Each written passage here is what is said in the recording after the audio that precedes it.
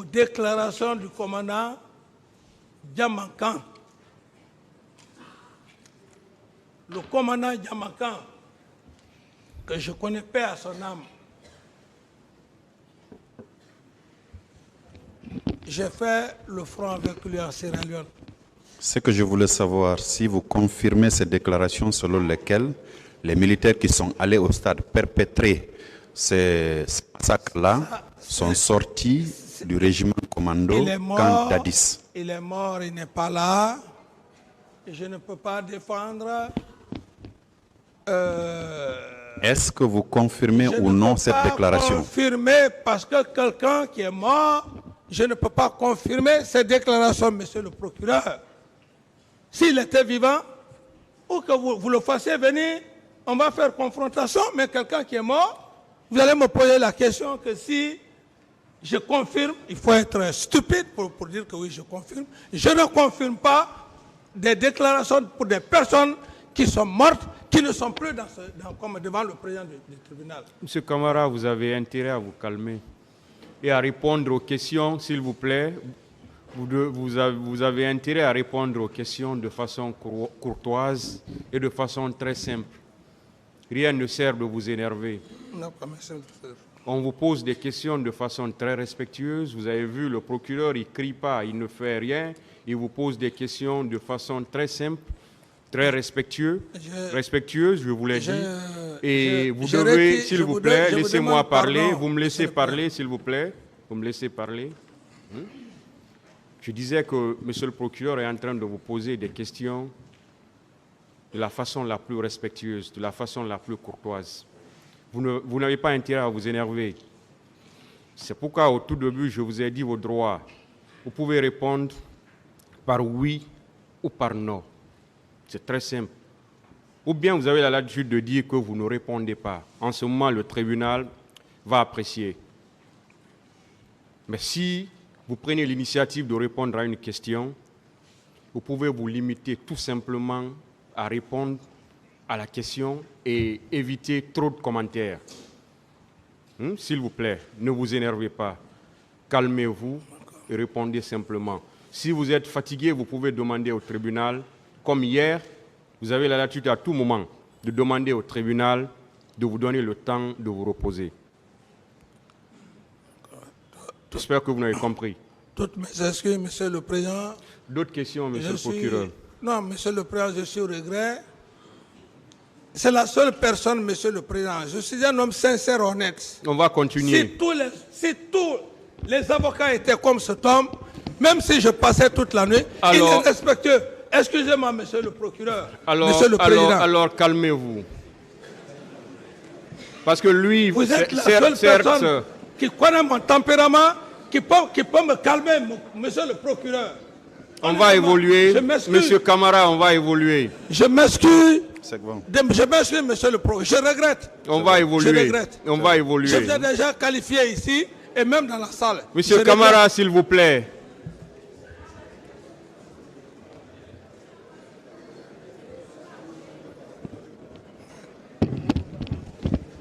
On peut avancer. On peut continuer? Continuez, monsieur le procureur. Merci, monsieur le président. Je prends un autre procès verbal de déposition de témoins. Cette fois-ci, c'est le général Ansouman Kaba. Vous l'avez connu, ce général, monsieur Moussa Dadis Camara? C'est mon ancien. C'est mon ancien. Il a dit, enfin, je m'excuse d'abord, je vais donner la cote à vos conseils. C'est la cote 1299. Lui également a été entendu par le pool des juges d'instruction le 13 avril 2016 à 10h29. À la page 2, répondant à une des questions des juges d'instruction, il a dit ceci.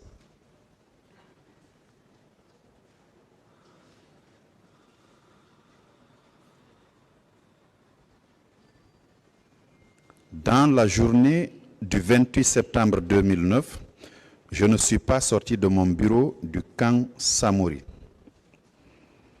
C'est de là que j'ai appris qu'il y a eu un transport de corps et de blessés à l'infirmerie. Vous n'aviez pas appris ça, M. Camara? Non, non, monsieur le procureur. Vous n'aviez pas appris? Non. Bien, je continue. Plus loin, il dit, personne ne pouvait vous dire qui commande le régiment commando. Le désordre était tel qu'il était impossible de le dire. Dès le départ, le président Dadis nous a dit que ce régiment est une affaire qui concerne le ministre de la Défense et lui. Personne ne devait s'y mêler. Est-ce que vous confirmez cette déclaration du général? Vous savez, monsieur le procureur, je ne suis pas là pour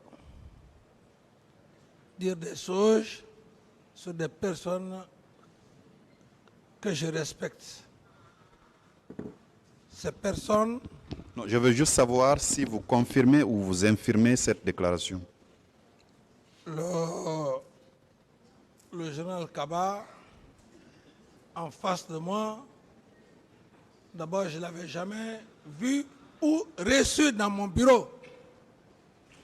Monsieur Camara, Non, vous ne confirmez pas. je ne confirme pas. Très bien. Je poursuis. Toujours sur la même page, il dit « C'est naturellement les gens de ce régiment qui se sont rendus au stade. On a parlé de béret rouge. À dire que c'est tel ou tel, je ne sais pas. » Vous confirmez que ce sont les gens du régiment qui se sont rendus au stade, les bérets rouges du régiment? Mais le commandant Tomba s'est rendu Est-ce au que stade. vous confirmez cela? Arrêtez de citer des gens. Oui. La question vous est destinée. Oui, si effectivement il a dit, je confirme. Très Même bien. si c'est 2 ou 3 éléments, je Très bien. confirme. Je poursuis. Il dit encore que le regroupement de Kalea a été géré par Dadis et son ministre de la Défense. Vous confirmez cela? C'est pourquoi j'ai dit que l'affaire de Kalea, on ne peut pas parler de l'affaire de Kalea si le ministre de la Défense, Sekouban, n'est pas là. Il n'a qu'à venir. Lui et moi, on va se confronter, on va faire confrontation devant le peuple. Je ne peux pas parler de l'affaire de Kalea. Celui qui était chargé de faire le recrutement il n'est pas là. Très bien. Vous confirmez les dires du général Kaba? Confirmer quoi? Encore, s'il vous plaît, monsieur le procureur. Le général Ansouman Kaba a dit que le regroupement de Kalea a été géré par Dadis et son ministre de la Défense. Oui, Je demande si vous confirmez cette déclaration du général Kaba. Bon, le général Kaba, il a raison parce que c'était le chef d'état-major de l'armée de terre. S'il parle comme ça, il a raison à juste titre parce que c'est le ministre de la Défense qui devrait le saisir. Et si le général Kaba parle comme ça, réglementairement, un recrutement de ce genre, c'est le chef d'état-major de l'armée de terre, il en a informé. Donc si le général Kaba parle comme ça, Oui. il a tout à fait raison. Très bien. Voilà. Alors, une dernière déclaration du général Ansouman Kaba, à la page 3 de sa déposition devant les juges d'instruction, il dit « En ma qualité de chef d'état-major de l'armée de terre au moment des faits, étant à mon bureau, j'ai été informé des cas de blessés et de morts, mais je n'ai pris aucune disposition parce que je n'en avais pas la qualité. » Étiez-vous informé au même titre que le chef d'état-major général de l'armée de terre de ces morts et de ces blessés-là? Ce qu'il dit, c'est sa part de vérité. Moi, j'ai été informé par lui, mais aucun Faya.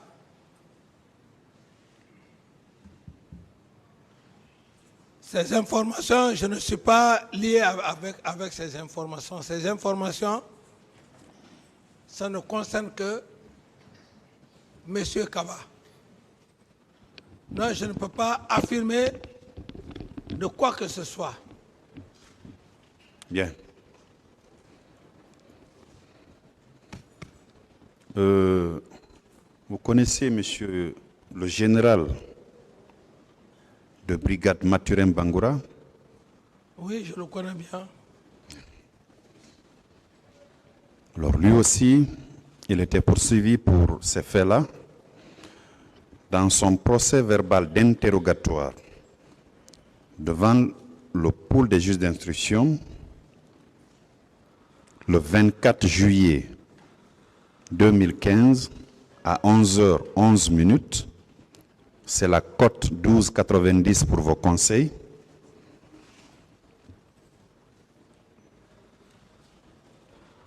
À la page 3, répondant à une des questions des juges d'instruction, du pôle des juges d'instruction,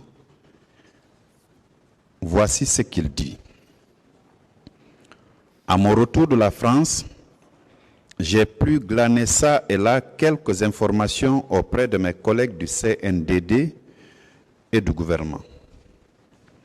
J'ai retenu de ces informations que l'opposition avait demandé officiellement au gouvernement l'autorisation d'organiser une manifestation. Sur injonction du président de la République, cette manifestation n'a pas été agréée. Par la suite, le président de la République aurait ordonné aux éléments de la garde présidentielle d'aller empêcher les opposants de tenir un quelconque discours au stade du 28 septembre. Il m'a été rapporté également qu'à la date du 29 septembre 2009, une réunion de crise avait eu lieu et qu'au cours de celle-ci, il avait été demandé la mise en place d'une commission pour rechercher et appréhender les auteurs de ces différents crimes. Est-ce que vous confirmez cette déclaration du général Mathurin Bangoura, qui était membre du gouvernement que vous aviez constitué? Monsieur le procureur, je ne confirme pas, ce sont des hypothèses. Comme je le disais, le droit pénal n'est pas, je pense, on me l'a dit, ce sont des hypothèses, je ne confirme pas.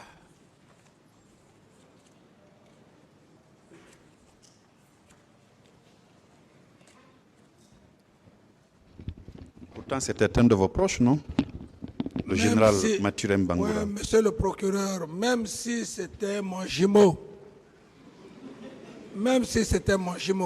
vous n'avez pas vu, monsieur le président, lorsque vous faites confiance à votre meilleur ami, c'est cet ami-là qui va vous tuer si c'est le pouvoir, monsieur le procureur. Donc ici, ce n'est pas affaire de proche ou de ceci, de cela.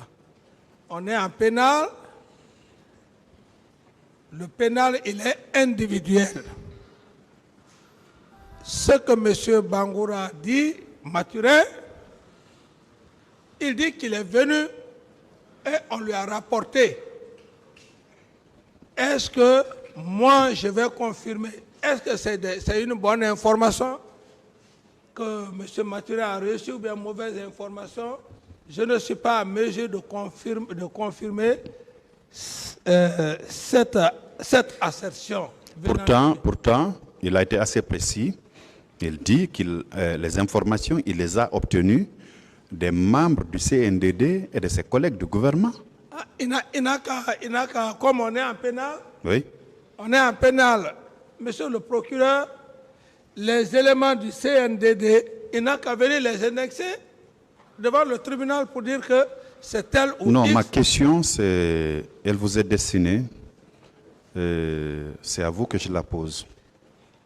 Donc, comment je puisse dire ce qu'il a dit, que je puisse confirmer, monsieur le procureur? Non, je ne vous impose pas un choix de réponse. Vous en avez la liberté, le président vous a rappelé. Ah, monsieur Ma le question, procureur, c'est juste de savoir si vous confirmez ou vous infirmez cette déclaration du général Mathurin Bangoura, qui a été votre ministre, qui était membre du gouvernement donc, et membre du CNDD. je n'ai pas de réponse Merci. à cette assertion, monsieur le procureur. Merci. Alors, vous étiez tout au moins informé de la réunion que l'état-major avait organisée dans l'enceinte du camp le 27 septembre 2009 pour définir la ligne que les militaires devaient suivre au cas où la marche, le meeting avait lieu. Vous étiez informé de cette réunion-là? Non, monsieur le procureur. Vous n'étiez pas informé de cette réunion? Réunion où? Le lieu? À l'état-major des forces armées. Bon, même s'ils ont tenu une réunion,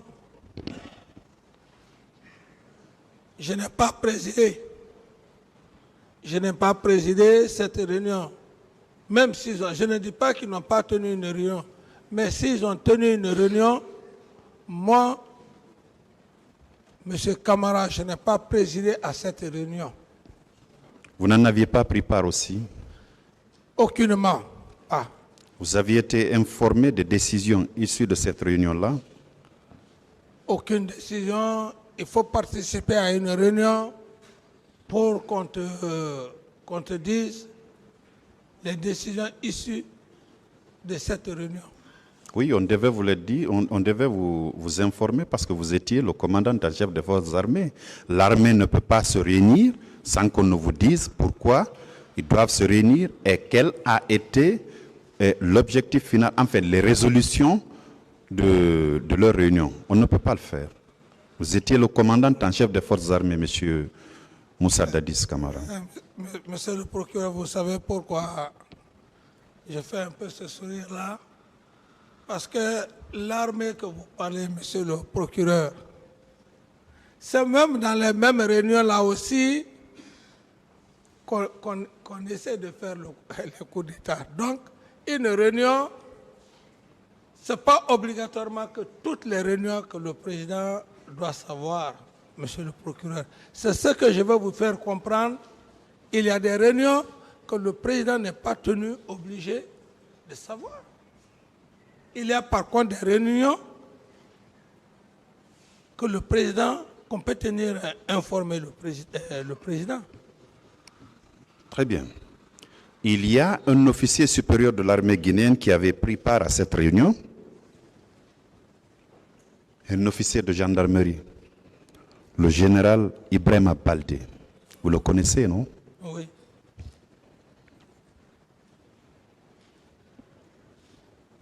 Il a été entendu aussi en qualité de témoin par le pool des juges d'instruction.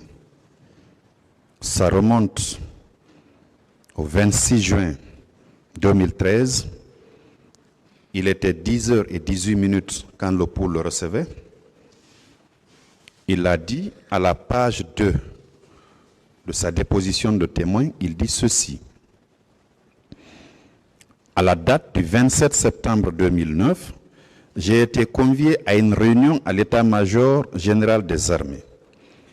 Au cours de cette rencontre, il a été question de prendre des instructions sur les dispositions concernant les informations qui étaient en notre possession et le dispositif sécuritaire à mettre en place. Il a été retenu que s'il y avait marche, seule la gendarmerie et la police nationale devaient assurer le maintien d'ordre. Je lis ce qui est écrit. Les autres corps devaient être casernés. Est-ce que vous étiez informé de cette situation-là, M. Camara? C'est ce que je vous dis, monsieur le procureur. J'ai dit, ça dépend du chef d'état-major général des armées, l'heure à laquelle il doit convoquer les chefs d'état-major particuliers. Est-ce que vous avez été informé Non, de cette réunion? C'est ce qu'il veut Non. savoir. non, non, cette réunion, non.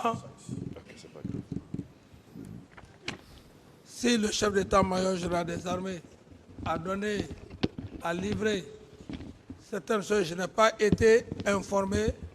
C'est bon. Vous avez répondu. Très bien.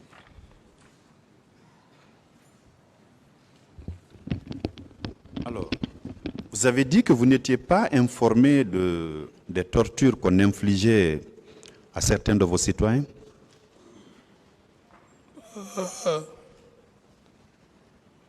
J'ai dit que les gens en parlaient, mais je n'ai pas vu une personne, tout au moins parmi les victimes, d'entre elles, de mes yeux. D'accord. Je vous en donne une. Il s'agit de M. Abdoulaye Diallo. Il a été auditionné par le pool des juges d'instruction le 13 février 2013 à 10h15. C'est la cote 11,96 pour vos avocats.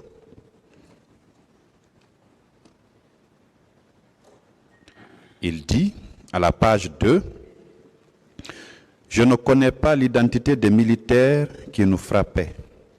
Je sais seulement que le commandant du camp s'appelait Begré. » Ça, c'est une des victimes qui s'est constituée partie civile devant les juges d'instruction qui tient cette déclaration. Elle poursuit. Du lundi au samedi, j'ai été détenu et frappé au camp Koundara.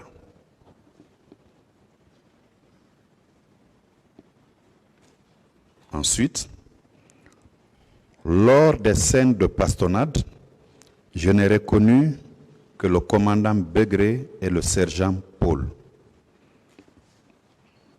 Vous qui étiez président de la transition, commandant en chef des forces armées, cela s'est passé dans un des camps qui relevait de votre autorité pendant tout au moins une semaine. Vous n'aviez pas été informé, M. Camara? Non. Non.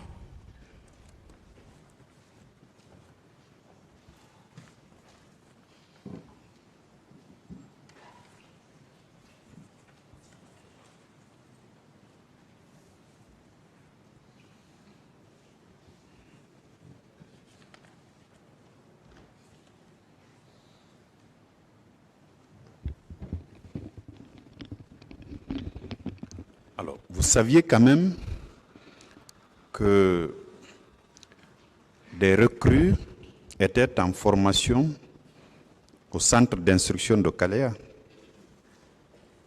Oui, Vous le saviez? oui.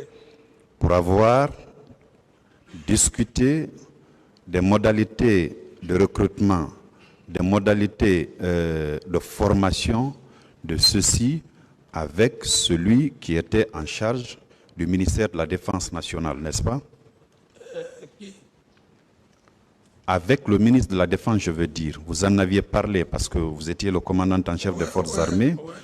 Et vous avez précisé que quand il vous en a parlé, vous avez demandé à ce que les recrues proviennent des 4 régions naturelles de la République. Oui, parfait, oui. N'est-ce pas? Oui. Alors, habituellement, quand on organise des recrutements de ce genre, il faut absolument que ça reçoive l'onction du commandant en chef des forces armées que vous étiez.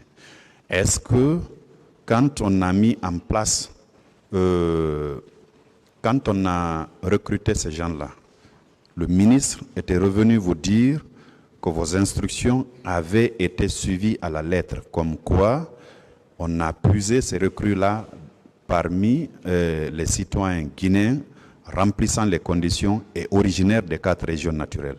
Est-ce que le ministre de la Défense nationale vous avez fait le retour? Non. Vous ne l'avez pas interpellé non plus par rapport à cette histoire de recrutement? Non. Vous savez, quand vous avez confiance à quelqu'un, à une personne, hein, comme d'ailleurs tout le monde m'a vu avec le général Sekouba, aujourd'hui, je ne peux pas nier pour dire qu'on n'était pas liés. Le pouvoir, on le partageait équitablement, il n'y avait même pas de différence.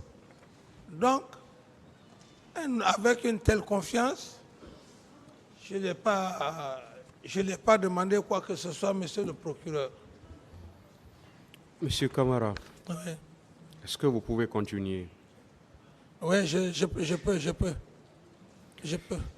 Allez-y, monsieur le procureur. Bien que ma voix est prise, mais l'essentiel, voilà. Je vais aussi aider la Cour. Alors, efforcez-vous à parler dans le micro. Oui.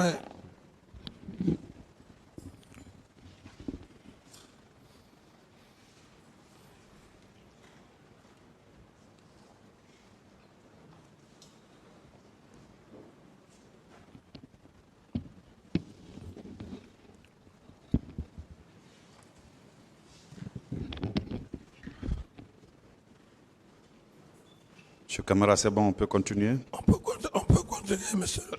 Oui, on peut continuer. On peut. D'accord. Est-ce que vous pouvez vraiment continuer? Oui, je veux, oui. Parce qu'on est en train de comprendre que votre voix est en train de disparaître. Ouais, bon. On a du mal à, s'il vous plaît, on a du mal à vous entendre. Mais je ne voudrais pas que l'audience, quand même, si comme ça vous pouvez me comprendre, monsieur le président, on peut continuer. Je pense que c'est bon. Ça dépend de vous. Oui, bon, je suis vraiment, je le veux bien. Vraiment, je le veux.